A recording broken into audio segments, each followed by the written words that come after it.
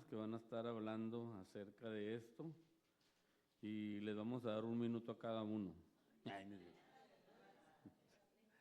Como le vamos a estar dando 5 o 6 minutos, ¿se le hace bien? 6 minutos, más para decir Dios les bendiga, ¿verdad? 7 minutos cada quien, yo creo que es suficiente. Es interesante todo esto, hermano. Créame que hay que darle gracias a Dios que estamos aquí. Yo admiro a mi esposa porque yo ando en mucho dolor y ella, aunque anda en dolor, pues ella es fuerte, ella es valiente, está joven. Pero puestos de pie, nomás esta vez vamos a ponernos de pie y los demás, cada uno de mis hermanos va a estar pasando y va a estar hablando sobre esta palabra. Vamos a orar y esta oración va a ser por todo lo que se va a hablar en esta noche, amén. Y ya mis hermanos van a estar pasando y ellos van a estar hablando de cada una de las frases mencionadas del Señor Jesucristo en la cruz. Vamos a orar y vamos a poner a todos los que vamos a participar en las manos de Dios, amén. Padre, te damos gracias, Señor, por esta oportunidad que tú nos das, Señor, de hablar, Señor Santo, sobre estas palabras que el Señor Jesucristo mencionó. Oramos, Señor, pidiéndote nos bendigas a cada uno de los que vamos a tomar parte y oramos, Señor, que seas tú hablando al corazón, recordando, Señor, esas hermosas palabras que han sido y que siguen resonando. Han pasado miles de años, pero todavía siguen resonando en el corazón y en la vida de aquellos que amamos al Señor. Te damos gracias y oramos, Señor, que cada uno de mis hermanos nos hable a través de tu Espíritu Santo, en el nombre de Jesús. Amén.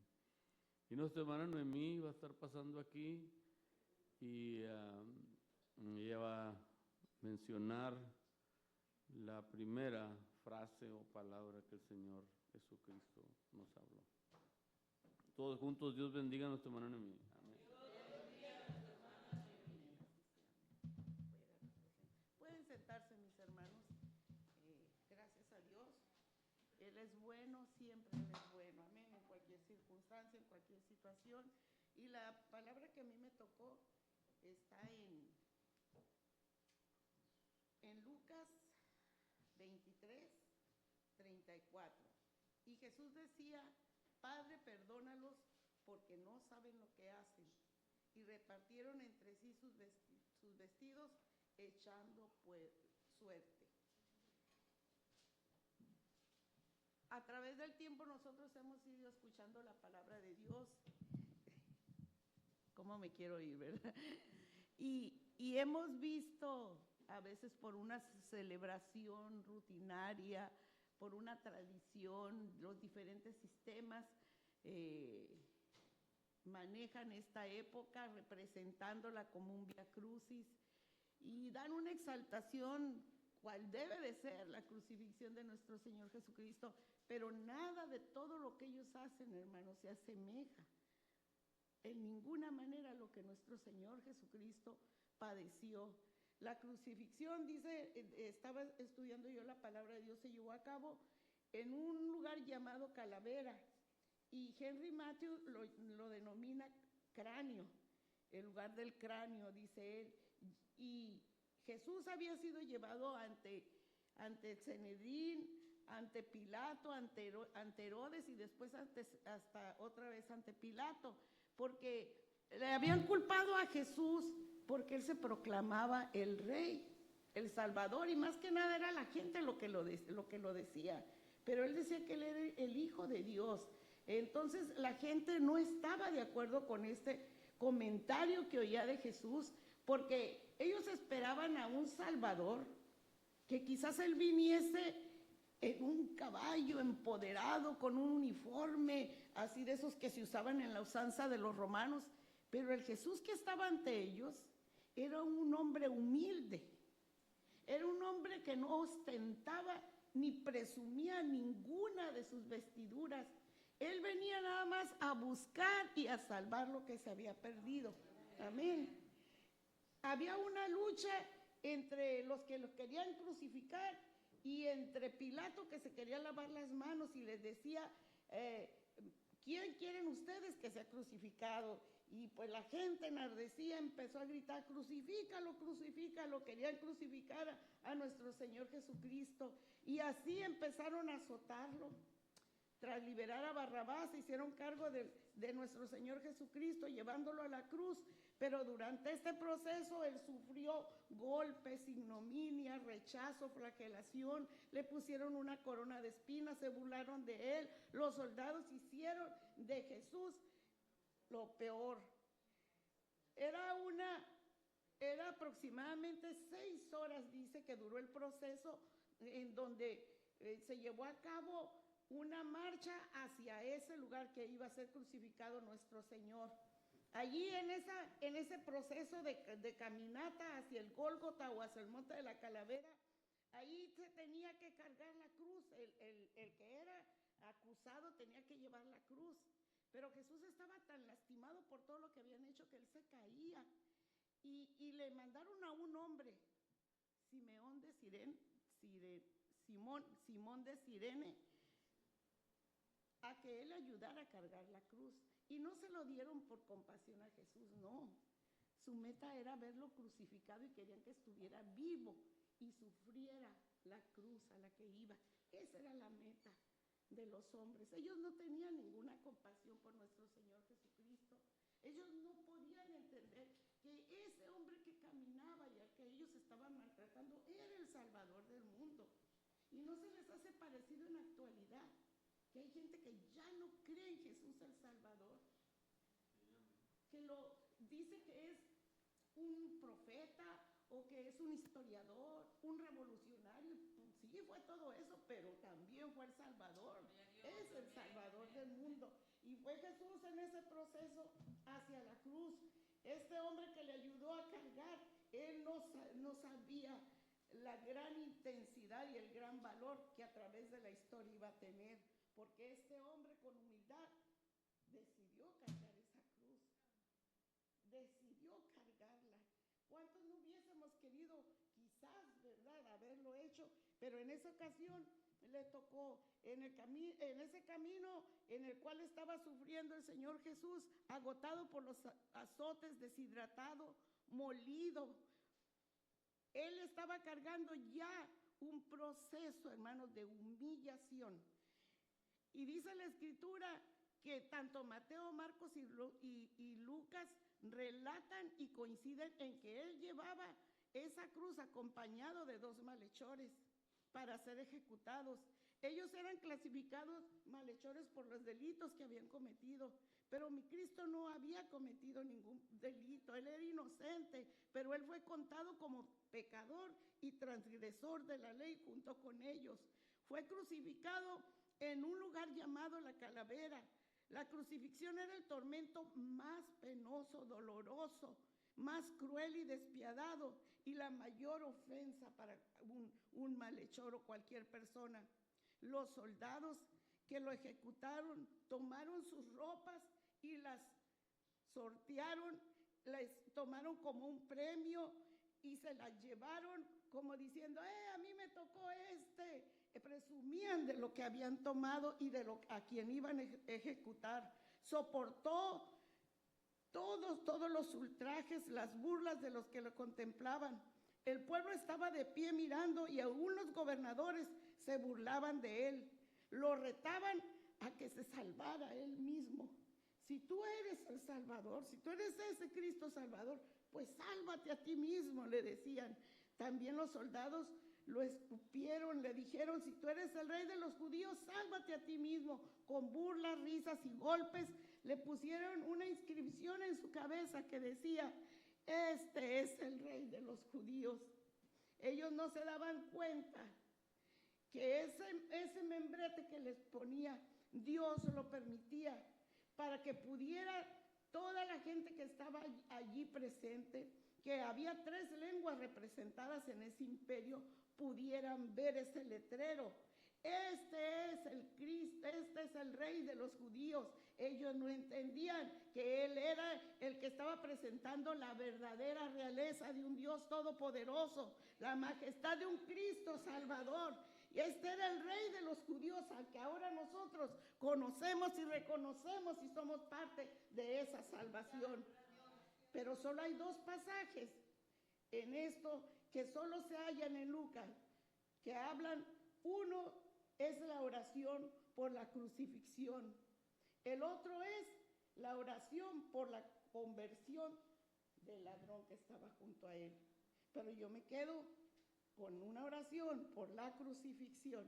En ese momento Jesús, cuando fue azotado, lastimado, dice el versículo 34, que esta oración que Jesús hizo fue por sus enemigos, porque ellos lo estaban lastimando, ellos lo estaban rechazando, ellos estaban inyectando todo el odio y coraje que podían. Y Jesús dijo: Padre, perdónales porque no saben lo que hacen. Eran estas 7 palabras pronunciadas por Jesús antes de morir en la cruz. Poco después de ser clavado y elevado en la cruz, pronunció esta plegaria. Fíjense, ya estaba quizás nosotros podemos entender que en lo último de su dolor. Dice la Escritura que Él fue, después de que fue azotado, fue clavado, hermanos. Imagínense cuando nos picamos con una aguja, hasta nos metemos el dedo a la aguja de lo que nos duele. Una hoja nos hace una abertura y ¡ay!, todo el día nos molesta. Pero en ese momento mi Cristo estaba recibiendo sus clavos en sus pies y en sus manos. Algunos historiadores dicen que fue en la parte de la muñeca, que porque si fue en las manos se desgarra. Pero la Escritura más adelante en Mateo vemos el incrédulo, que él cuando vemos que cuando el hombre incrédulo le dijo: muéstrame tus manos para saber qué eres. Y allí es donde yo me quedo, hermanos, en el milagro de la crucifixión. No era una crucifixión como la de los malhechores, no. Esto era un milagro de un Dios todopoderoso. Él no se podía ni igualar aún en la cruz. Su crucifixión aún era más diferente que la de los mismos que estaban ahí junto a él. Y a mí me llama la atención en esta tarde que yo releía y miraba la Escritura y decía: Señor, qué tremendo, me daba escalofrío cuando escuchaba, leía la frase: perdónales porque no saben lo que hacen. El Padre, el Hijo estaba perdonando los pecados, no nada más de ellos, también de nosotros. Ya lo llevaba Él en esa cruz, ya pensaba en nosotros. Él ya estábamos nosotros en su plan divino, en el plan del perdón. Mira, hermano, qué tremendo es. El Señor ahí en la cruz nos muestra que si nosotros no perdonamos, dice el Padre, tampoco Él nos va a perdonar a nosotros. Entonces esta es una apertura, es una puerta para poder llegar a la salvación. Amén. Para poder llegar a la salvación. Aleluya. Dice Isaías 53:12. Dice: por tanto yo les daré parte con los grandes y con los fuertes, repartirá despojos por cuanto derramó su vida hasta la muerte. Y fue contado con todos los pecadores, habiendo Él llevado el pecado de muchos y orado por los transgresores. Aún Isaías estaba profetizando muchos miles de años antes lo que Cristo iba a hacer. Si usted se va a los salmos, usted va a encontrar salmos mesiánicos que hablan sobre lo que iba a acontecer en la cruz y en la venida de nuestro Señor Jesucristo. Esta oración no solo alcanza a los que lo crucificaron, como decían, sino también a nosotros. Todo el que se arrepienta y cree en el Evangelio obtendrá el perdón de Jesús. El perdón que pidió por toda la humanidad. Ahora los que le seguimos podemos reconocer el valor de esa sangre preciosa, aleluya. De esa sangre, su sangre habla mejor que la de Abel, porque la de Abel pedía venganza, pero la sangre de Jesús dio perdón, aleluya. Hebreos 12:24, la razón de por qué no saben lo que hacen. ¿Por qué esa frase? Porque Pablo lo explica en 1 Corintios 2:8. Si hubieran sabido, no habría habido crucifixión. Al Señor sea la gloria, porque por esa crucifixión hoy usted y yo podemos entrar a la vida eterna. Porque la crucifixión, ¿por qué lo crucificaron? Porque eran ignorantes, porque les faltaba el conocimiento de ese Cristo Salvador, por la influencia de un calor político y social, por una influencia negativa y por muchas más cosas. Hicieron esto en contra de Jesús, que no lo reconocieron como el Salvador. Es así que Jesús, al derramar su sangre y ante el sufrimiento, abre la vida eterna con el perdón. Aleluya. Hebreos 9:22 dice que sin derramamiento de sangre no hay remisión. La remisión quiere decir la liberación de la esclavitud, el perdón. Eres libre, soy libre, somos libres en Cristo Jesús. Se presentó un sacrificio, el de sí mismo, para quitar del medio el pecado. Gloria a Dios. Hebreos 9:26. Esta es la gran manera en que Jesús cumplió y está cumpliendo y nos abre las puertas a ti, a mí y a todos para que vayamos a Jesús y nos arrepintamos de nuestros pecados. Pero no quedó en la cruz todo. No, después nos vamos a gloriar y a glorificar su nombre, porque viene la resurrección. Y si no hay resurrección, en vano haya sido, ¿verdad?, la crucifixión. A Dios sea la gloria. Dios les bendiga. Gloria a mi Cristo. Aleluya.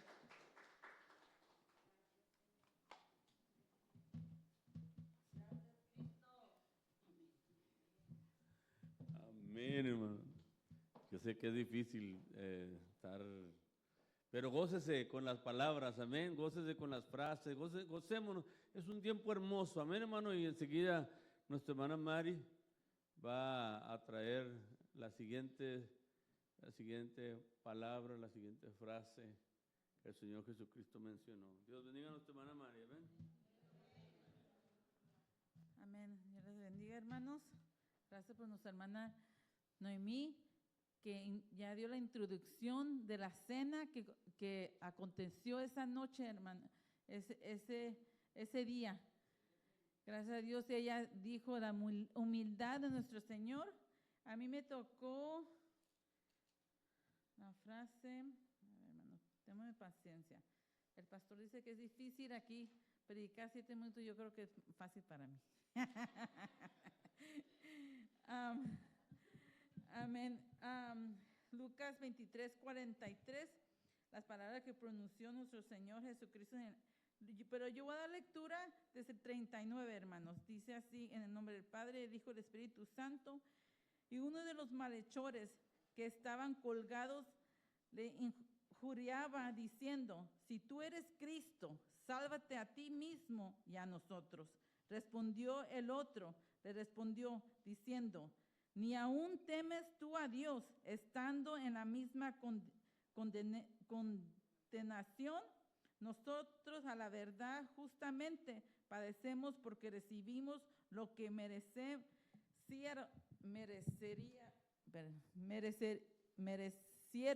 nuestros hechos, mas ninguno mal hizo. Y dijo a Jesús: acuérdate de mí cuando vengas en tu reino. Entonces Jesús le dijo: de cierto te digo que hoy estarás conmigo en el paraíso. Amén, hermanos. Miremos aquí 2 personas que justamente estaban pagando por sus hechos, ¿verdad? La ley decía que lo que hicieron ellos, así tenía que pagar por lo que hicieron. Pero miramos 2 corazones diferentes. Aquí vemos 2 personas que en actualidad vemos 2 corazones, uno incrédulo y otro que creó. Porque nosotros tenemos que entender que la fama y el evangelio que Cristo predicó aquí en la tierra se expandió, hermanos. No nomás eran los malhechores que escucharon la palabra de Dios, también eran gobernantes, hermanos. Porque si vemos las mujeres en Lucas que una de ellas eran esposa de Herodes, de un trabajador de Herodes que financiaban a Jesús su ministerio. La palabra de Dios fue extendida.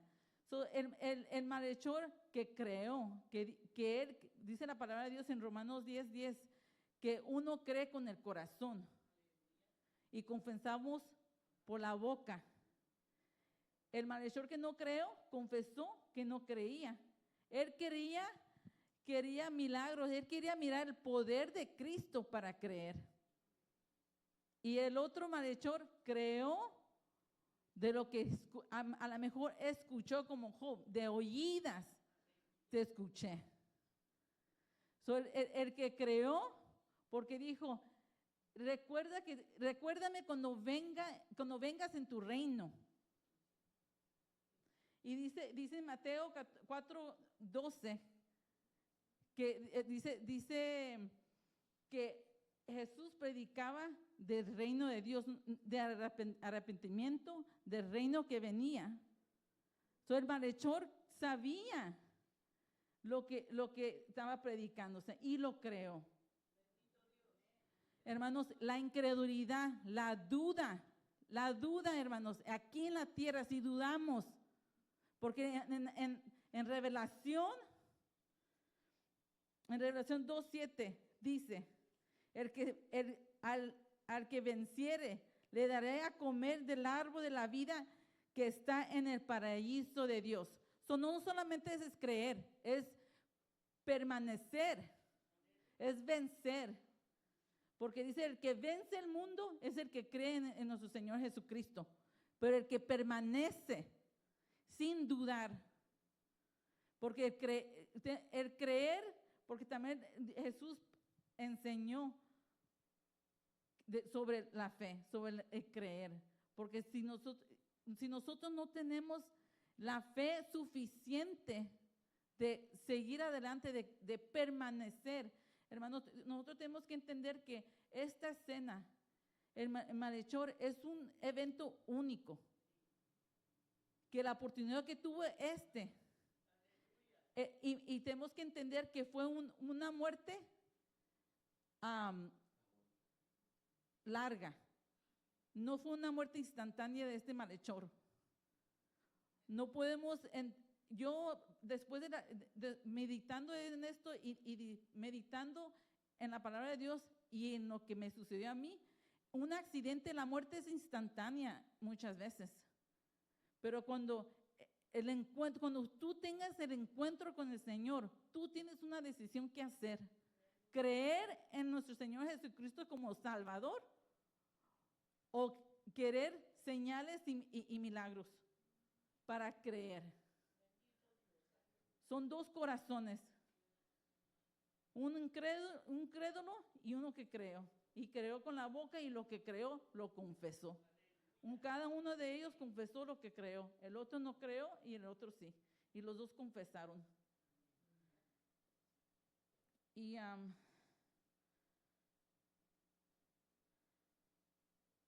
vemos que Jesús, cuando estaba aquí en la tierra, Él quería asegurarse que sus discípulos creían lo que era Él. Porque le preguntó, ¿quién dicen que soy yo? ¿Verdad? Y Él quería asegurar, así cada uno de nosotros tenemos encuentro con el Señor. No nomás el principio, pero cada día Dios nos pregunta, ¿creemos? Creemos que es Cristo. Creemos que Él puede resolucionar nuestros problemas. Creemos que Él es el dueño de nuestra vida. Dios en su palabra nos enseñó la fe en creer. Y tenemos que no ser incrédulos, tenemos que creer. Y esa hora, hermanos, no es que a lo mejor tengamos una oportunidad cuando estamos al borde de la muerte. Porque tenemos que entender que Dios en cada quien tiene, en menos ahorita en este tiempo, el evangelio está a través de todo mundo. Y nosotros no podemos tener esa oportunidad, o ese riesgo de decir, luego acepto a Cristo como mi Salvador, porque es ahora que Dios se está revelando a ustedes. Si no conocen a Cristo, es ahora que Dios se está revelando para que ustedes hagan una decisión. Es creer que Él es tu Salvador y Señor. Dios les bendiga, hermanos.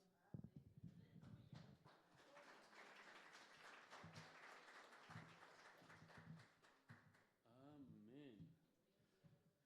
Nuestro hermano Salomón enseguida, mientras viene nuestro hermano Salomón, nuestra hermana María me preguntaba, Elías, ¿cómo tú que tú, si viene después del golpazo, qué oportunidad tuviste? Ninguna. Le dije, si me muero ahí me quedo, porque pues era así, hermano.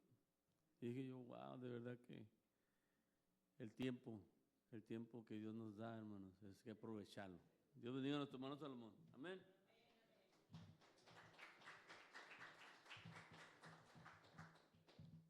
¿Están contentos? Porque este día Cristo pagó el precio que yo tenía que pagar en la cruz. La palabra que me tocó a mí es la tercera palabra, ¿verdad? Y esta es donde Jesús le dice a María, he ahí tu hijo, y a Juan le dice, he ahí tu madre. Entonces, dice la Escritura en San Juan 19, 25 al 27, estaban junto a la cruz de Jesús su madre y la hermana de su madre, María, mujer de Cleofas, y María Magdalena. Cuando vio Jesús a su madre y al discípulo a quien amaba, que estaba presente, dijo a su madre, mujer, he ahí tu hijo. Después dijo al discípulo, he ahí tu madre. Y desde aquella hora el discípulo la recibió en casa. El contexto histórico de Juan 19, 25 al 27 está profundamente arraigado en la dinámica cultural y social de la Judea del primer siglo. En aquella época, las estructuras familiares eran fundamentales para la sociedad. Y la responsabilidad, escuchen esto, de cuidar a la madre era un deber importante, especialmente para el hijo mayor. Jesús, sabiendo que estaba a punto de morir, se aseguró de que su madre, María, fuera cuidada por Juan, el discípulo a quien amaba. Este acto refleja la tradición judía de honrar y proveer para los padres, un principio enfatizado en los 10 mandamientos. Honra a tu padre y a tu madre. Además, la crucifixión era una forma brutal de ejecución utilizada por los romanos para castigar criminales y disidentes políticos. La crucifixión de Jesús tuvo lugar durante la fiesta de la Pascua, una época en la que Jerusalén estaba llena de peregrinos judíos. Sus palabras a María y a Juan ocurrieron en medio del caos y el dolor de su ejecución, lo que hizo aún más conmovedora su preocupación por su madre. Qué hermoso, ¿verdad? Cristo Jesús, preocupado ahí en la cruz por su madre. Aleluya. Este momento también tiene significado teológico. Algunos eruditos interpretan las palabras de Jesús como el establecimiento de una nueva familia espiritual entre sus seguidores, lo que refuerza la idea de que la fe transciende los lazos biológicos. Amén, aleluya. Al confiar María a Juan, Jesús amplia simbólicamente el concepto de comunidad y cuidado mutuo dentro del cuerpo de creyentes. Por eso me siento a gusto aquí entre ustedes. Me siento como que son mi familia espiritual para la honra y gloria de Dios. Ahora, varios pasajes de la Biblia relacionan a Juan 19, 26 al 27, enfatizando temas de amor y cuidado en la familia espiritual. Por ejemplo, la profecía de Simeón sobre Jesús y María predice el dolor que ella experimentaría. Dice la Escritura: y los bendijo Simeón y dijo a su madre María: he aquí, este está puesto para caída y levantamiento de muchos en Israel, y para señal que será contradicha, y una espada traspasará tu misma alma, para que sean revelados los pensamientos de muchos corazones. Esta profecía tiene un significado especial. Cuando María estaba junto a la cruz, contemplando a su hijo, vino a su memoria la profecía de Simeón: una espada traspasará tu misma alma. En Mateo 12, 46 al 50, escuchen esto: Jesús redefine la familia, priorizando los lazos espirituales biológicos sobre los biológicos. Dice la Escritura en Mateo 12, 46 al 50, mientras él aún hablaba a la gente, he aquí su madre y sus hermanos estaban fuera y querían hablar con él. Le dijo uno: he aquí, tu madre y tus hermanos están afuera y te quieren hablar. Respondiendo él le dijo: ¿quién es mi madre? ¿Quiénes son mis hermanos? Y extendiendo su mano hacia sus discípulos,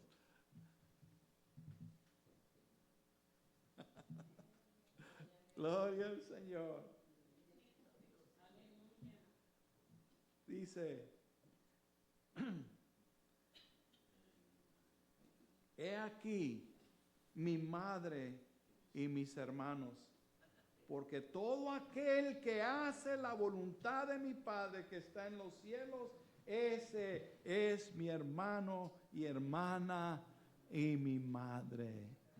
Entonces, hermanos, cuando Jesús le dice a María, dice: mujer, he ahí tu hijo. A Juan. Y a Juan le dice: he ahí tu madre. Está abriendo paso para nosotros como la familia del Señor. Amén, aleluya.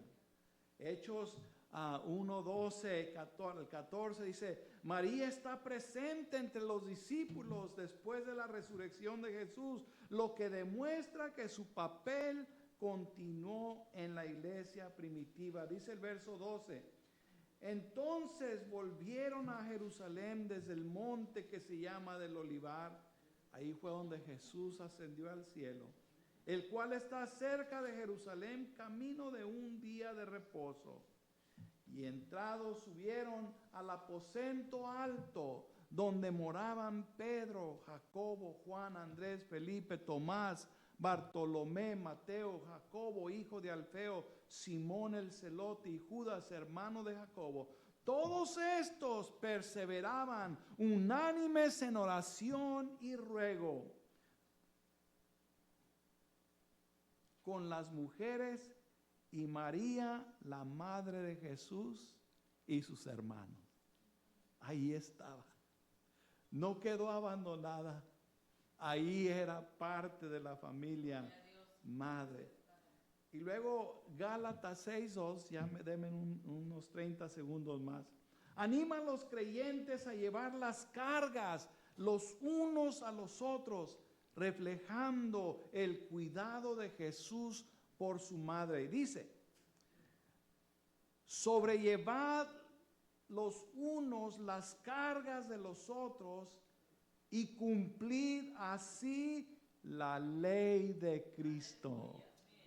Amén. Digan gloria a Dios. Hay que sentir el dolor los unos por los otros.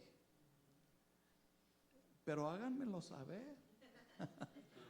Yo no puedo sentir su dolor si no me lo comparten o si no lo compartimos. Gloria al Señor. Para eso estamos los unos a los otros. En esta palabra que Jesús dijo en la cruz. Aleluya. Mujer, he allí tu hijo. Hijo, he ahí tu madre. Nos está enseñando la nueva ley. La ley de Cristo, que es sobrellevar las cargas los unos a los otros.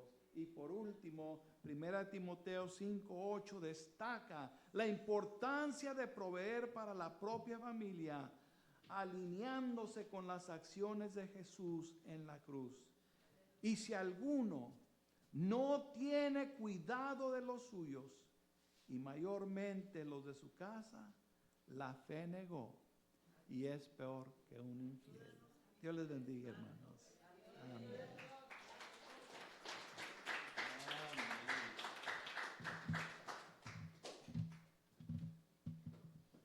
¿Se está gozando, hermano? Bien, gócese porque fue un hermoso tiempo. A mí, yo en este tiempo no escogí, pero voy a hablar de Dios mío, Dios mío.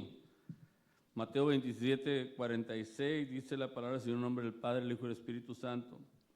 A eso de las 3 de la tarde Jesús clamó en voz fuerte, Elí, Elí, lama sabactani, que significa Dios mío, ¿por qué me has abandonado? Las 3 últimas horas de la vida de Jesús fueron dramáticas, tremendas. Hubo una oscuridad sobrenatural, dice la Biblia, en el verso 45, y desde la hora sexta hubo tinieblas sobre toda la tierra hasta la hora novena. Seguramente la Biblia se está refiriendo a Judá, al lugar donde estaban. ¿Verdad? Donde estaban hubo una oscuridad. La Biblia dice que cerca de la hora novena Jesús clamó a gran voz. Esta es la 4ª palabra que Jesús pronunció, un clamor que aunque ya han pasado más de 2000 años, todavía se sigue resonando en la vida y en los corazones de los hijos de Dios. Amén. Todavía esas palabras significan mucho para nosotros. El Señor está clamando el Salmo 22:1. Él dice, Dios mío, ¿por qué me has desamparado? Algunos estudiosos dicen que el Padre le dio la espalda al Señor, por lo que expresa el Salmo. Nos explicaba el maestro en Setemín, y él decía que esta era una alabanza que salía de los labios de Jesús. Dice que el salmista sí estaba sufriendo, el salmista sí se sintió desamparado, pero Jesús no.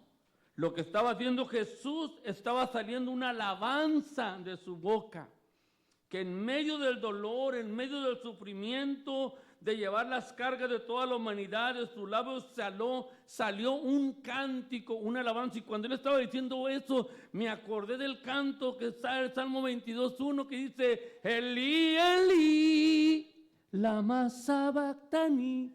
¿Se acuerdan? Dios mío, ¿por qué me has desamparado? Y dije, wow, el Señor estaba en medio del dolor, en medio del sufrimiento, nos estaba enseñando que en medio del sufrimiento, en medio del dolor, tenemos que darle la alabanza al Señor. Tenemos que darle la gloria al Señor. Estás sufriendo, canta. Estás llorando, alaba al Señor. Gritemos de alegría, aunque estemos pasando por tiempo difícil. Es tiempo de alabar al Señor. Y el ejemplo nos lo estaba dando el Señor Jesucristo, porque estaba sufriendo en medio del dolor.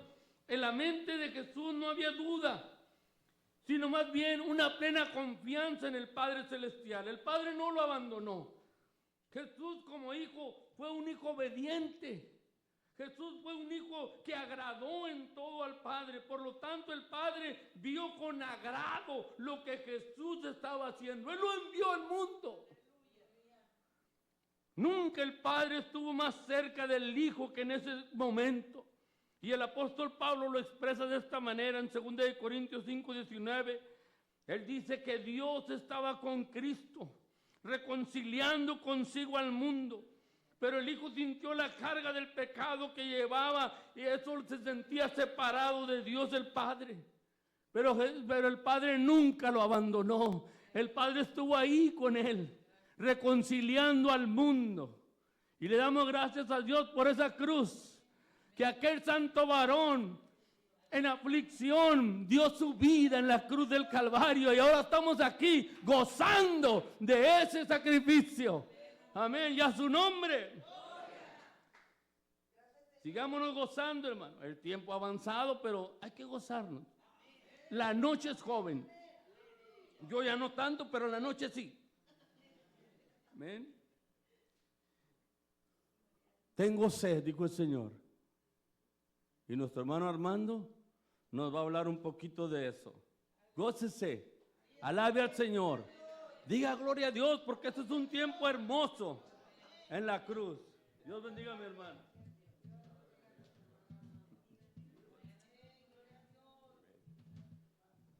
El pastor dijo todo lo que yo iba a decir, hermanos. Pero Dios es bueno.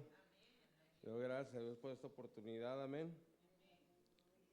A mí me tocó Juan 19, verso 28. Y dice, sí, después de esto, sabiendo Jesús que ya todo estaba consumado, dijo para que la escritura se cumpliese, tengo sed. Todo lo que nuestro Señor Jesucristo hizo iba conforme a las profecías que habían sido escritas sobre todo. Si han oído todos los comentarios, todas las palabras, todas las expresiones, Dios a través de su Hijo amado cumplió cada uno de esos detallitos que estaban escritos de Él. Ningún otro ser, solamente Él podía cumplir, hermanos. Y cuando dice sed tengo, dice, sabiendo Él que ya casi todo estaba acabado, tenía sed. Pero póngase a pensar por qué tenía sed. Por todo lo que había pasado físicamente, emocionalmente, corporalmente. Hermanos, lo que nosotros no entendemos es que Él no usó su deidad. Él hizo todo esto en su humanidad. Eso es lo más grande y maravilloso. ¿Bien? Para que yo y tú entendiésemos que vamos a tener sed, que vamos a pasar adversidades, pero no te preocupes, yo ya lo vencí en la cruz del Calvario. Si yo pude, tú puedes. Él dependió del Padre en su totalidad. Si no me cree, hermano, dijo, Señor, si es posible que pase de sobre mí esta copa, pero no se haga mi voluntad, sino tu voluntad. Porque Él sabía que no podía usar su deidad. Él sabía que iba a ser en la humanidad, porque Él era 100% humano. Por eso cuando tú tengas luchas y pruebas, no te preocupes. Mira, hermanos, rumbo a Samaria, digo, tengo que pasar por Samaria. Y luego que dice el canto, ay samaritana, ¿para dónde vas? A decir de Cristo. Pero cuando tuvo ese encuentro con la mujer samaritana, hermanos, dice que estaba cansado y que se sentó en el pozo y que dijo, ¿me das de beber? Tú siendo judío le pides a una samaritana, o sea, que no nos hablamos y empieza toda la historia. Y digo, si supieras el don O si supieras quién te está pidiendo de beber, tú me pedirías a mí del agua de vida. Porque de cierto tú vas a volver a tener sed. Todos los que tomen de ese pozo van a volver a tener sed. Pero los que tomen del agua de vida jamás tendrán sed. Que es como un manantial, dice, dentro de nuestro corazón, que va a fluir. ¿Sabe, hermano? Cuando él expresó tengo sed, es porque físicamente estaba desgastado. Si yo en el trabajo salgo, ay Dios mío. Mire, tengo un compañero de trabajo y voy a ser breve en esto. Yo me llevaba mi agüita, mi Be-Light, porque me gustan los Be-Light. Llevaba mi lonchecito. Se tomó toda mi agua. Se comió todo mi lonche. Y yo en el sol y dije, qué hombre tan inconsciente. Y le dije, no me pesa que te tomes mi agua. No me pesa que te comas mi comida. Me pesa que no dejaste nada para mí, para saciar mi sed. Porque físicamente uno se desgasta, hermano. Y espiritualmente también uno se puede desgastar. Por eso tenemos que estar tomando de esa agua de vida que es Cristo Jesús. Si tú tienes sed en esta noche, Él es la fuente de vida. Él va a saciar tu sed. Estamos caminando por un desierto. Y va a haber luchas y pruebas. Así como a Él lo latigaron 30, 40, 60 veces.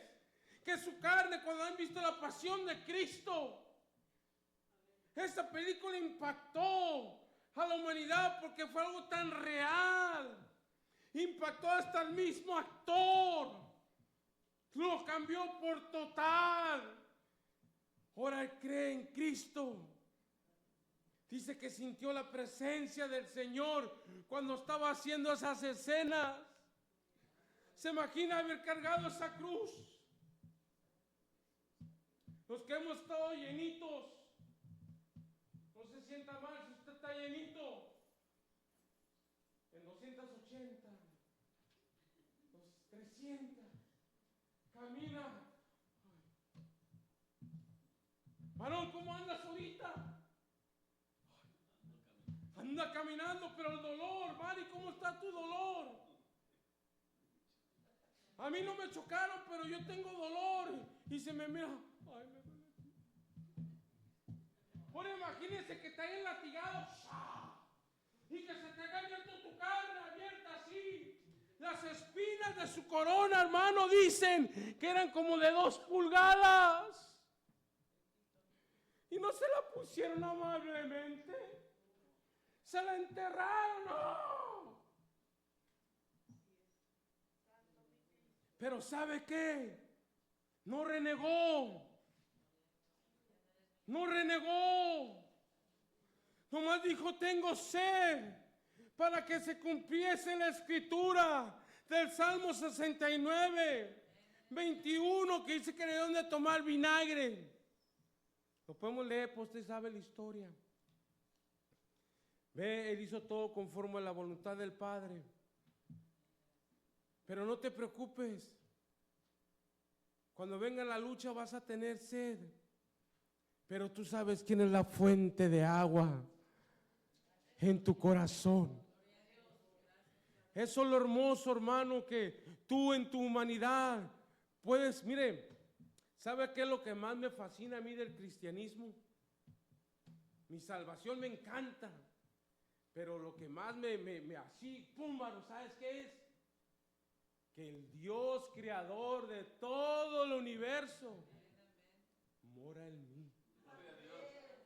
Para mí eso es algo increíble, Esther. Que el Dios creador, ¿quién soy yo para que Él more en mí? Pero aquí está. Cuando yo estoy pasando por luchas y pruebas, aquí está. Cuando yo siento, ay Señor, ¿por qué yo? Hermanos, ¿quién irá? ¿A quién enviaré? He aquí, envíame a mí. Él sabía lo que iba a pasar. Él sabía que iba a sufrir por usted y por mí. Ve, la salvación es gratis para nosotros, pero para Él fue todo. Para Él fue todo. Cuando Él estaba ahí crucificado, como dijo nuestra hermana Noemí, así tremendo, yo me imagino, pues sí, porque uno está pesadito, ¿verdad? No, yo me hubiera arrancado rápido de ahí de la mano. Ay, tremendo. Pero cuando Él estaba ahí teniendo esa sed, pensó en usted y en mí. Dijo, no, ellos van a tener un día sed. Y hay un canto que me gusta, dice, sed tengo de un amigo, sed tengo de un hermano. Amén. Es bueno tener sed, hermanos. Cuando usted tiene sed, quiere decir que está caminando. Quiere decir que está luchando. Es bueno tener luchas y pruebas. Porque si usted no tiene pruebas, usted no está luchando. Si usted no tiene adversidades, es porque no está haciendo nada. Es porque se está asemejando más y más y más al hombre o a la mujer que Él un día salvó. Yo en mi trabajo, el varón sabe, son tremendos. Pero mire, había un testigo de Jehová, y aquí voy a terminar. Fuimos a una fiesta y estaba una hielera y empezó a agarrar toda la hielera, sacó todas sus sodas y todo. Y como a él le gusta tomarla sin gas, o sea, sin gastar, se las pone, y la llenó. Y lo agarraron, hermanos, y lo empezaron a atacar tremendamente. No, ¿qué eres esto? ¿Qué es esto? ¿Qué es lo otro? Y yo tomándome mi sodita así. Y volteó y dijo, ¿y por qué no le dicen nada? Oh, no, dice, él, tenemos más de 20 años conociéndolo y jamás ha hecho lo que tú estás haciendo.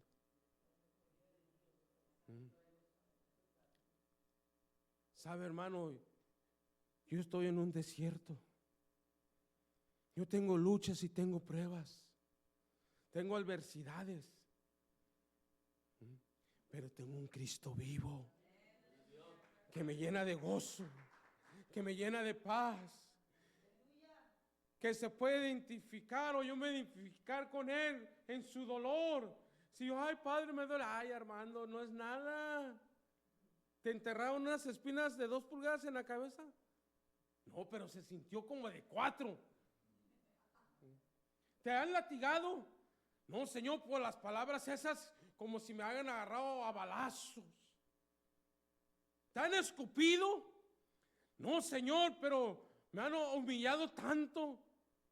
¿Te han arrancado tus vestiduras en público? No.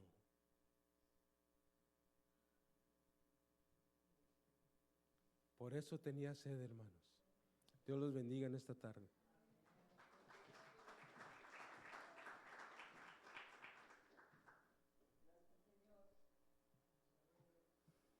Y espiritualmente también tenemos sed de Dios, ¿verdad, hermano? Porque así lo declara el Salmo 42, ¿verdad?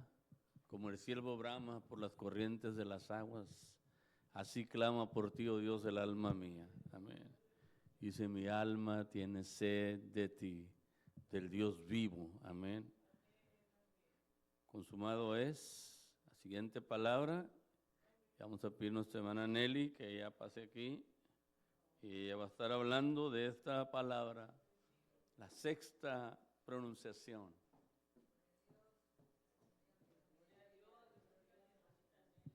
Amén, Dios les bendiga.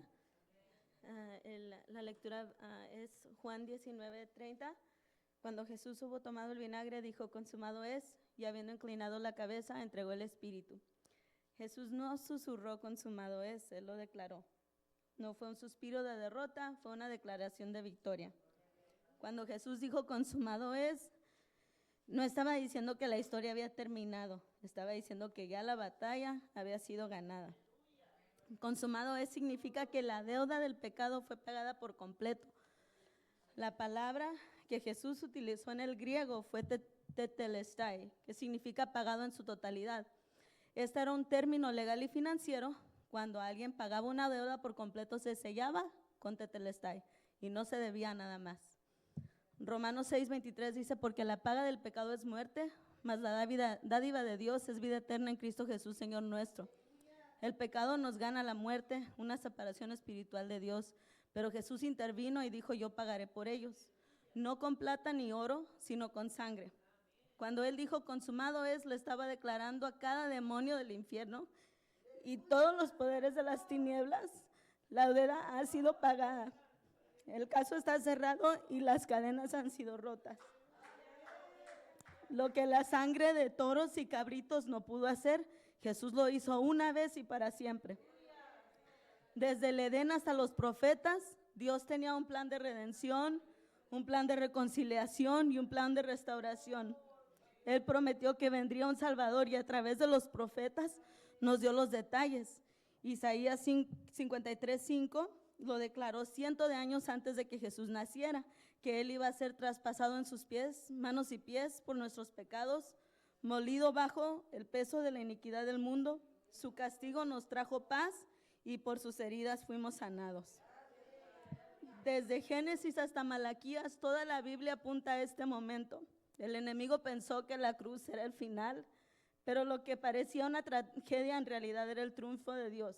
Lo que parecía muerte era la preparación para la vida. Jesús no fue una víctima, fue un voluntario.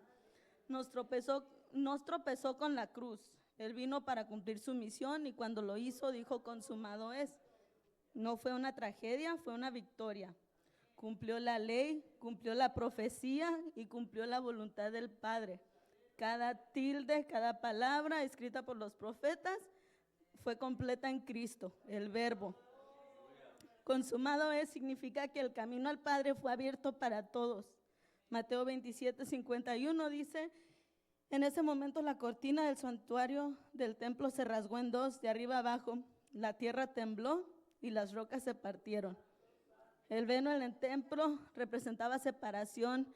Era una cortina gruesa que bloqueaba el lugar santísimo donde solo el sumo sacerdote podía entrar una vez al año. Pero cuando Jesús murió, el velo se rasgó de arriba abajo porque solo Dios podía romperlo de esa manera. Ya no había separación, ya no hay que quedarse afuera. Hebreos 4:16 nos dice, así que acerquémonos confiadamente al trono de la gracia para recibir misericordia y hallar la gracia que nos ayude en el momento que más la necesitamos. No necesitas un sacerdote para hablar con Dios, no necesitas ni un ritual ni un título, solo necesitas a Jesús porque Él ya terminó la obra. Tengas 12, 35 o 75 años, hayas crecido aquí en la iglesia o sea tu primera vez aquí, tú ya tienes acceso al Padre. El velo ya no está y la puerta está abierta. Que la cruz no sea solo un recuerdo, que sea nuestra motivación diaria. Porque cuando Jesús dijo, consumado es, te entregó todo lo que necesitas para vivir una vida que a Él le dé gloria. Jóvenes, no tienen que buscar tu valor en el mundo. Tu valor fue establecido en la cruz. Si hay alguien aquí a quien no ha rendido su vida a Jesús, Él murió por ti, pagó el precio y ahora solo te pide que recibas el regalo. Romanos 10:9 dice, si confiesas con tu boca que Jesús es el Señor y crees en tu corazón que Dios lo levantó de entre los muertos, serás vivo. Al reflexionar sobre la cruz esta noche, nos tomamos palabras finales, no tomemos estas palabras consumado es a la ligera. No fueron solo el fin de su sufrimiento, fue el comienzo de nuestra libertad. La obra de salvación está completa, el camino al Padre está abierto. Así que vamos a salir con el corazón lleno de gratitud, con la mente fija en Jesús y con una vida que refleje el peso del precio que fue pagado, porque Jesús no dejó nada incompleto. It's finished, consumado es, y eso nos cambió todo. Amén. Dios les bendiga, hermanos.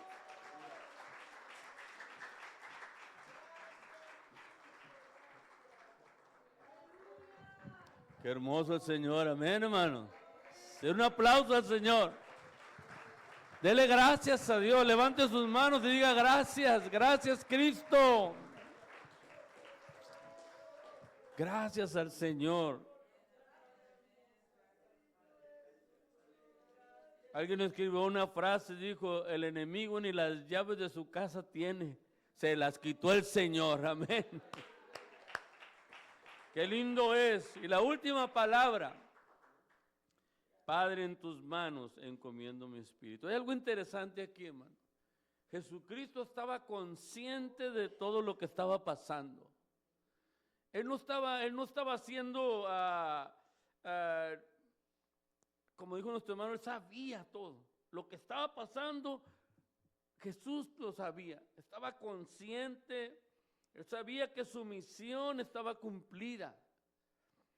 Esta palabra que nuestra hermana Nelly habló, como ella dijo, no terminó ahí, es el comienzo de una nueva vida para nosotros. La última palabra dice, Padre, en tus manos encomiendo mi espíritu. Lucas 24:46 dice, entonces Jesús clamó a gran voz, dijo, Padre, en tus manos encomiendo mi espíritu. Y habiendo dicho esto, expiró. Jesús encomendó su vida en aquel que lo envió. Juan 3:16 dice, de tal manera amó Dios al mundo que dio a su único Hijo para que todo aquel que en Él cree no se pierda, mas tenga vida eterna. Jesús decidió cuándo abandonarse en las manos del Padre. Juan 5:26 dice, porque como el Padre tiene vida en sí mismo, así también ha dado al Hijo tener vida en sí mismo. Eclesiastés 12:7 dice, y el polvo vuelve a la tierra como era, y el espíritu vuelve a Dios que lo dio. La muerte no sorprendió a Jesús. Él decidió cuándo morir. Juan 10:17 dice, por eso ama el Padre, porque yo pongo mi vida para volverla a tomar. Nadie me la quita, sino que yo de mí mismo la pongo. Tengo poder para ponerla y tengo poder para volverla a tomar. Este mandato recibí de mi Padre. Lucas nos dice que fue a gritos con sus últimas palabras, con sus últimas fuerzas que el Señor entregó su espíritu a Dios. La Biblia dice que a Jesús nadie le quitó la vida. Él la entregó por nosotros. Por amor, para que podamos ser salvos, y esa salvación está aún vacante. Esa sangre sigue redimiendo. Esa sangre sigue salvando. Gracias a Dios por Jesucristo.